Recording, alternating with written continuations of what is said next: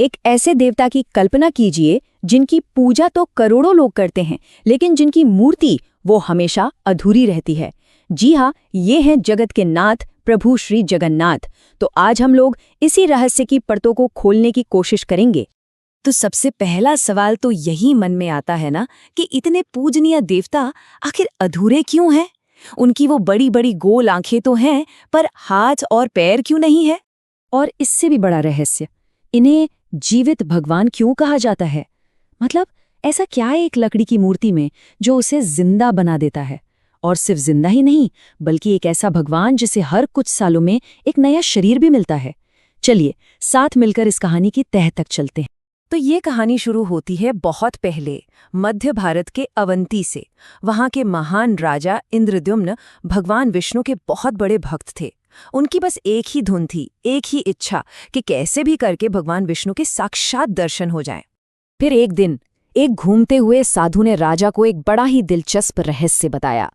उन्होंने कहा कि ओडिशा के घने जंगलों में भगवान विष्णु का एक गुप्त स्वरूप है, जिन्हें नील माधव के नाम से जाना जाता है। लेकिन इनकी पूजा होती थी बिल्कुल गुप्त तरीके से। एक आदिवासी कबीला दुनिया की नजरों से छिपाकर इनकी सेवा करता था। बस ये सुनते ही राजा इंद्रद्युम्न को लगा कि उनकी खोज पूरी होने वाली है। उन्होंने फौरन अपने सबसे भरोसेमंद और चतुर मंत्री विद्यापति को बुलाया और एक ही आदेश दिया, जाओ और किसी भी हाल में नील माधव को खोज निकालो। अब विद्यापति थे तो बहुत चतुर। उन्होंने कमाल की योजना बनाई। सबसे पहले उन्होंने उस सबर कबीले के मुखिया विश्ववसु का पता लगाया। फिर उनका भरोसा जीतने के लिए उनकी बेटी ललिता से विवाह कर लिया। अब अपनी पत्नी को मनाकर उन्होंने नील माधव के दर्शन का मौका तो पा लिया, लेकिन एक पेंच था। शर्त ये थी कि उन्हें आंखों पर पट्टी बांधकर जाना होगा। पर विद्यापति भी कम नहीं थे। उन्होंने रास्ते भर सरसों के दाने गिरा दिए ताकि रास्ता याद रहे। जब विद्यापति उस गुफा में पहुंचे और नील माधव की दिव्य छवि देखी, तो वो बस देखते ही रह गए। वो फौरन दौड़े दौड़े राजा के पास खबर लेकर पहुंचे। राजा इंद्रद्युम्न अपनी पूरी सेना लेकर उस जगह पहुंचे, पर तब तक बहुत देर हो चुकी थी। गुफा बिल्कुल खाली थी। नील माधव अंतर्ध्यान हो चुके। सोचिए, राजा इंद्रद्युम्न का दिल तो बिल्कुल टूट गया होगा। लेकिन कहानी यहाँ खत्म नहीं होती, बल्कि यहीं से तो असली कहानी शुरू होती है। एक दिव्य वादे और एक इंसानी भूल की कहानी। वो कहानी जिसने भगवान जगन्नाथ को उनका आज का अधूरा स्वरूप दिया। उसी रात राजा को एक सपना आया। एक दिव्य आवाज ने उन्हें पुरी जाने का आदेश दिया और कहा कि समुद्र के किनारे उन्हें एक बहुत ही खास पवित्र लकड़ी का लट्ठा तैरता हुआ मिलेगा और उसी लकड़ी से भगवान की मूर्ति बनेगी। राजा को वो दिव्य लट्ठा तो मिल गया, पर कमाल की बात ये थी कि कोई भी कारीगर उस पर एक छेनी तक नहीं चला पा रहा था। सब हार गए। और तभी वहां एक रहस्यमयी बूढ़े बढ़ई आए। ये कोई और नहीं बल्कि खुद देवताओं के शिल्पी भगवान विश्वकर्मा थे।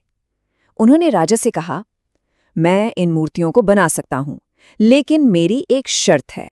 और शर्त ये थी कि वो 21 दिनों तक एक बंद कमरे में अकेले काम करेंगे और उस दरवाजे को कोई भी नहीं खोलेगा।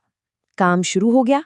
छेनी हथौड़े की आवाजें आने लगी, लेकिन 15वें दिन अचानक कमरे से सारी आवाजें आनी बंद हो गईं। एकदम सन्नाटा। अब रानी गुंडीचा को चिंता होने लगी। उन्हें लगा कि कहीं उस बूढ़े कारीगर को कुछ हो तो नहीं गया। उनके जोर देने पर राजा ने समय से पहले ही दरवाजा खुलवा दिया। और जैसे ही दरवाजा खुला, अंदर का नजारा देखकर सब सन्न रह गए। वो बूढ़ा कारीगर गायब था और उसकी जगह कमरे में रखी थी 3 अधूरी मूर्तियां। भगवान जगन्नाथ, उनके बड़े भाई बलभद्र और बहन सुभद्रा, जिनके हाथ पैर अभी बने ही नहीं थे। और बस इसी एक भूल की वजह से भगवान को उनका ये अधूरा स्वरूप मिला, जिसे आज पूरी दुनिया पूजती है। तो मूर्तियों के अधूरे होने की कहानी तो ये थी, पर अब आता है असली और सबसे गहरा सवाल। आखिर वो क्या चीज है जो इन लकड़ी की मूर्तियों को जीवित बनाती है? इस रहस्य का नाम है ब्रह्म पदार्थ। पर सवाल वही है, ये ब्रह्म पदार्थ आखिर है क्या?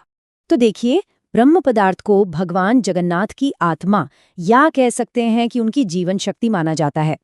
ये एक बहुत ही रहस्यमयी और पवित्र वस्तु है और हर 8, 12 या कभी-कभी 19 साल में एक खास रस्म होती है, जिसे कहते हैं नवकलेवर, जिसका सीधा सा मतलब है नया शरीर। इसी रस्म के दौरान इस ब्रह्म पदार्थ को पुरानी मूर्ति से निकालकर नई मूर्ति में स्थापित कर दिया जाता है। और ये रस्म इतनी ज्यादा गुप्त होती है, आप अंदाजा लगाइए कि उस रात पूरी शहर की बिजली बंद कर दी जाती है। घना अंधेरा, एक खास पुजारी जिनकी आंखों पर पट्टी बंधी होती है और हाथों को भी कपड़े से लपेटा जाता है, वो इस ब्रह्म पदार्थ को एक मूर्ति से दूसरी में बदलते हैं। आज तक किसी ने भी इसे अपनी आंखों से नहीं देखा है, किसी को नहीं पता कि वो असल में है क्या।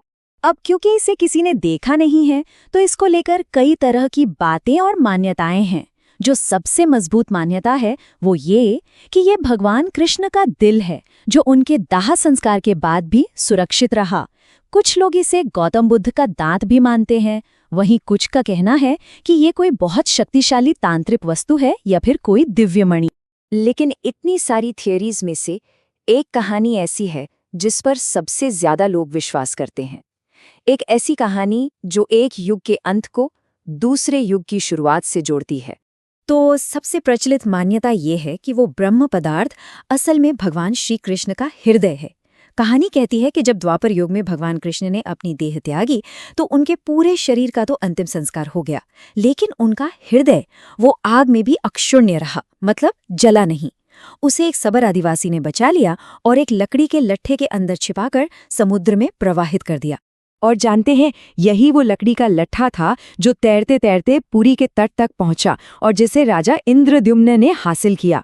तो एक तरह से देखिए, जहां भगवान कृष्ण की भौतिक लीला का अंत हुआ, ठीक वहीं से भगवान जगन्नाथ की जीवंत यात्रा की शुरुआत हुई। कृष्ण का वही हृदय आज जगन्नाथ की मूर्तियों में उनकी जीवन शक्ति बनकर धड़कता है और हमेशा के लिए अमर हो गया है। तो बस यही वो सबसे बड़ा रहस्य है, वो ब्रह्म पदार्थ जो लकड़ी के एक विग्रह को दुनिया का एकमात्र जीवित भगवान बना देता है। एक ऐसा भगवान जो सिर्फ मूर्ति नहीं बल्कि हर भक्त की दिल की धड़कन को सुनता है और महसूस करता है। तो भगवान जगन्नाथ की ये कहानी आस्था, रहस्य और दिव्यता का एक ऐसा संगम है जो हमें सोचने पर मजबूर कर देती है, और ये अपने पीछे एक